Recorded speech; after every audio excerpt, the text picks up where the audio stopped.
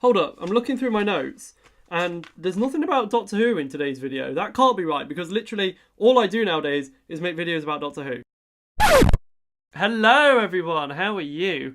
I have been looking on the social medias, on Twitters and things, and I've noticed that it's that time of year where a lot of people are moving to university and starting student halls. So for those of you that aren't sure what student halls are, maybe you don't have them where you are, or maybe you didn't go to university, it's basically a tower block of flats that is exclusive for students, and it's normally first year students. So these are like 18-year-old kids who have just moved away from home for the first time. So it is just this massive block of flats where there's loads of sexually charged students doing all sorts of weird shit that you wouldn't find in any other building at all. I think that's a pretty good summary of student halls. And it was about this time 4 years ago that young, innocent, small 18-year-old Rob Wong left his parents' house in Derby and moved to Poole Town Centre on the south coast. I moved to a building called Corfe House, right in the middle of Poole, and it was an experience.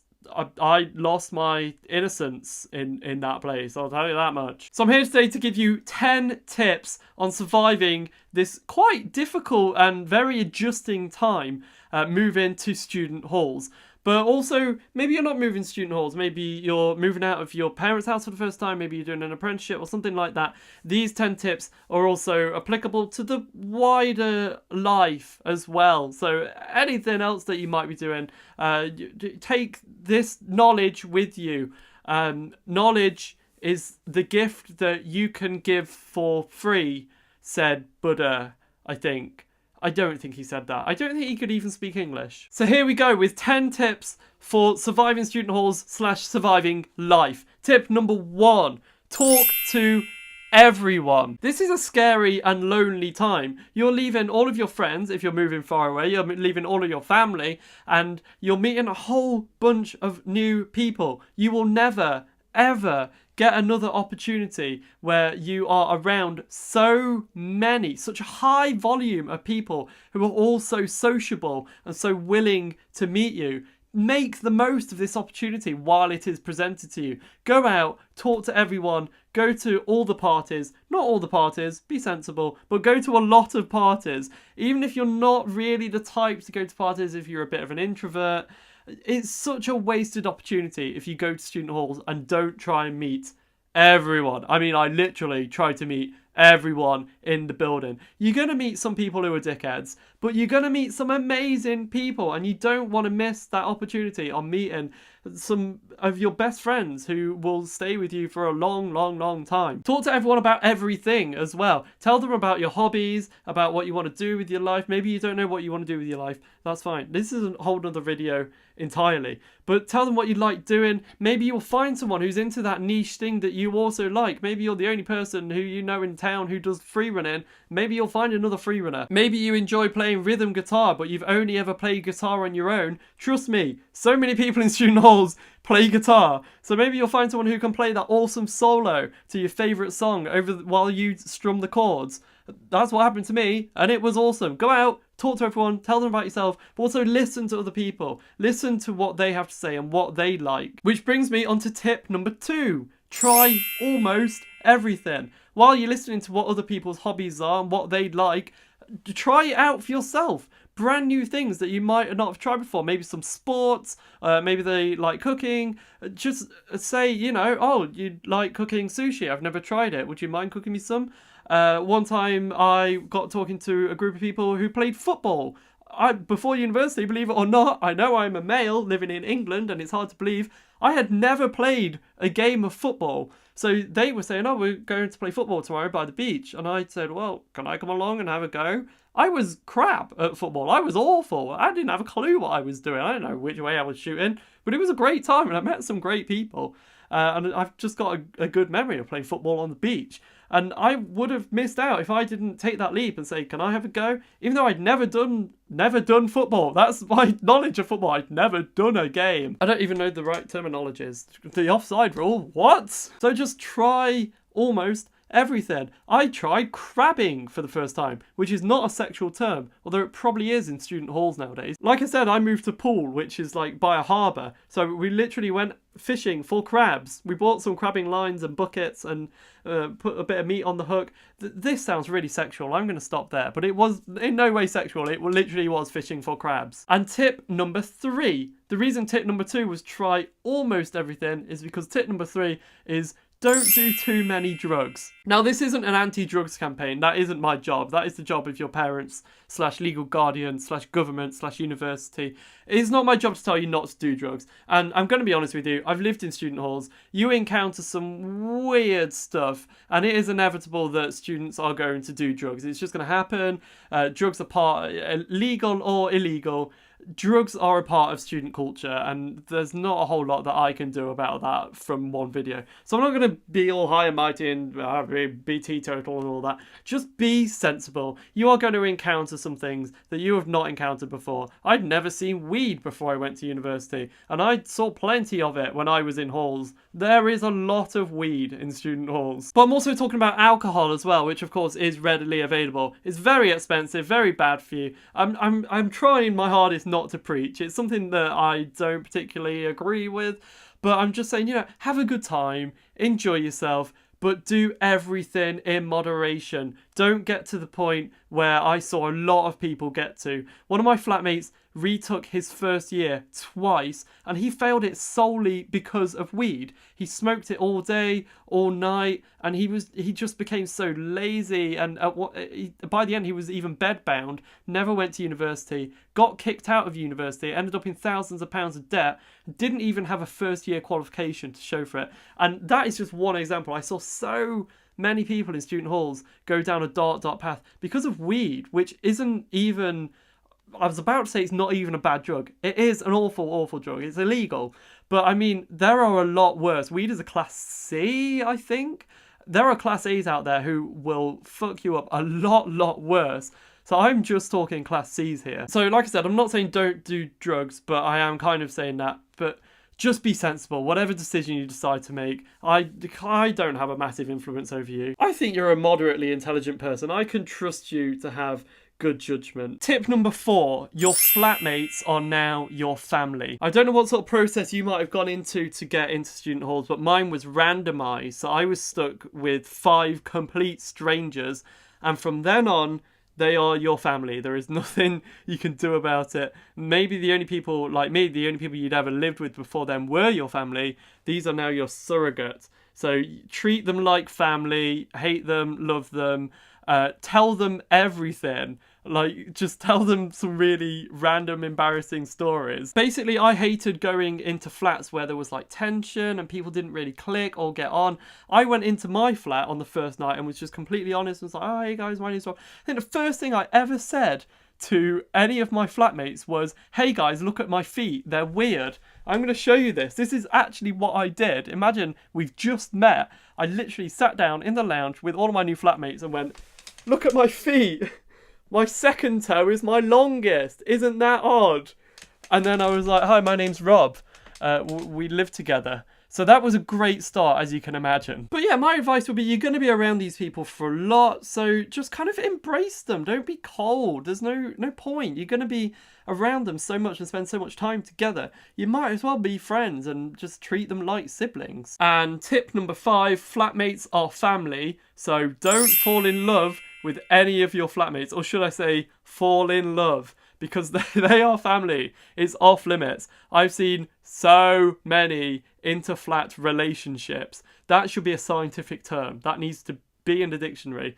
So many inter-flat relationships, and it just gets messy. And literally, I've never seen one end well, ever. Also see the mermaid theory for how you might fall in love with one of your flatmates. Because at first, you might, live with them for a while and think, oh, I've got no appeal, nothing is drawing them in. But trust me, after some time, you will start being attracted to people that you live with just because you live with them. Like I said, see the mermaid theory. Tip number 6, have perspective. Something that might seem massive and major and the end of the world isn't when you look back. So for example, student flats are notoriously territorial, even in communal areas. Like ours in the kitchen, we each had individual shelves, individual sections in the fridge. Stop putting your fucking broccoli in my milk area. Like, we have the most stupid fallouts. And it's just like little things that don't matter. You know, like, oh, I saw someone using my milk this morning on their cereal. Or they're just the worst. I can't believe I'm living with them. At the time, it seems massive. It seems like the end of the world. I know that feel. But looking back years and years down the line, you will think that you are just stupid for having such a big fallout with someone for something so little. I had quite a big thing where I was getting really annoyed that I can't believe I'm about to admit this, that someone was using my washing up liquid. We each had a bottle of washing up liquid. And so I got annoyed to the point where I urinated in my bottle of washing up liquid. And I watched it go down thinking, yeah, someone's washing their dishes with my piss. And I was laughing. But that's quite funny, actually. But in retrospect, it was only washing up liquid. Now that I look back, I think, like, I was getting so wound up about something so small. Just have perspective. Think about things years in the future and think about you looking back, because that's what I'm doing now. I feel so old making this video. And I'm just like, washing up liquid. There was no need to piss in it. There was just no need at all. Tip number 7. So you might be experiencing a lot of cash that you've never had before, courtesy of the student loan company. You will literally get lumps of thousands of pounds being handed to you. And it seems amazing. You've never seen 4 digits in your bank account. I'd never before I went to university. And now you're getting all this money just given to you from the government. Tip number 7 is to budget. Be sensible. Again, I'm not here to be your parents. That's your parents / legal guardian's job. Just be sensible, because it seems amazing that you've got thousands and thousands of pounds, but this has got to last you quite a few months. So budget. I'm not talking about necessarily making a spreadsheet with putting every single little expense on there. Feel free to do that if you want to. It's a great exercise. But I'm just saying, be sensible. Don't splash out because you've got all this cash. Don't go and spend it all on Budweiser. Is that what kids are drinking nowadays? I don't know. But if you get a few weeks into term and realise you're out of money, you're not getting money from the government until the start of the next term. So then you'll have to either beg for your parents or get a job or one of those horrible things that you don't want to do. This is your one shot to be independent and to prove that you can do it. You can fend for yourself, you can be sensible, and you can budget money, and you're living completely by yourself. It's a lot of pressure, I know, but you got to pay rent, you got to pay bills, you got to buy your own food, and all these things you might have not done before. So be sensible with the cash. I've scribbled down here some handy hints for saving money. So I've got shop around. Maybe you're wanting to buy something like some new shoes to look fancy for university. I don't know, is that what kids do? Look around. You might find the same shoes in different shops or online. Have nights in. Like I said, flat parties, amazing. I preferred them so much to club nights. Club nights, you have to pay for the bus, you have to pay for club entry. Jaeger bombs are like £3-4 now. You could stay in your flat. You could go next door. Transport is free. Jägermeister is dirt cheap compared to what you're paying in a club. Have a night in. Alternatively, don't spend anything. Just watch a DVD. Between you, if there's 6 of you, you probably have quite a big DVD collection and films that you've not seen before. So have a night in, have a free night in. I've also got supermarket reduction time. This was one of our flat's favourite pastimes. We found out what time our local Tesco did the reductions, and we got dirt cheap stuff. So literally we were getting loaves and loaves of bread for like 7p. Just ridiculous cheap stuff, like 2p pints of milk. It was the Tesco at Canford Heath, and it did, I think it was 7:30 every weekday. We would literally be there. It got so bad that we started recognising other people that knew the reduction time, and we were like, saw them, they're here every week, and we would like literally be hitting people's trolleys out of the way to get the reduction. It was our favourite pastime as a flat. So not only is it a great bonding experience with your new siblings, you can also save so much cash by memorising your local supermarket's reduction time. Tip number 8, actually go to lectures. I know you're having an amazing time in your new flat, going to all the flat parties, staying up really late, being hungover all day. But like I said, you've spent so much money on this course, even more so now with the new government. We're not going to go into that. Although you might not feel like you've spent loads of money because you've not actually ever had the money, it's a loan, so you've not had it in your bank account and you've spent it. Imagine that you have. Imagine that you had 9 grand in your bank account and it is now gone. So you have access to these lectures. If you actually had the money and then actually spent it, you would feel more obliged to go to the lectures. I just find it so pointless when people go to university and don't actually go to the lectures, because granted, you know, the lifestyle and everything is all kind of linked in with it. But what you're essentially paying for is the lecture, the facilities, the professionals, the lecturers, and all that sort of stuff. Go and make use of it while you're there, because you need to equip yourself for when you, trust me, for when you're a postgrad, because otherwise you'll be working in a chicken restaurant for a year before you're employed by the company that you desire to be employed for. Tip number 9 is a difficult one to follow, and one that isn't really your choice, but it is don't be homesick. I know that sounds stupid because you can't really help it if you're homesick. But I think in a way it is your choice to what degree you embrace your new life and not necessarily block out your old life, but kind of leave it behind a little bit. So I'm saying don't call your parents / legal guardians every single night. You don't have to. Don't visit home every weekend. I mean, for me, it was extremely easy because I was gagging for new adventure and, you know, to live in a new place. So I hardly ever called anyone from home in my entire 3 years of my degree. Hi to all my friends who can vouch for me. I think in my first year when I was at Halls, I went home twice. I went home once at Christmas and once at Easter. And I think I went for about a week and a half each time. Like, I spent so much time in Halls. I just loved it so much. And it was, I think, healthy to kind of cut the ties with home to properly fly the nest. For me, that really set me up properly for the rest of life and, you know, to go on new adventures in the future. That was the real foundation. I mean, if I'd gone home every weekend and I kept calling everyone from home, I don't think I ever properly would have felt like I de-rooted, and I don't think I would be emotionally prepared for what was to come later on in life. So I think it's a really good foundation. I'm not saying obviously never call your parents and never talk to anyone from home. That would be stupid. Don't lose track of your old friends. Keep in touch with your parents and everything like that.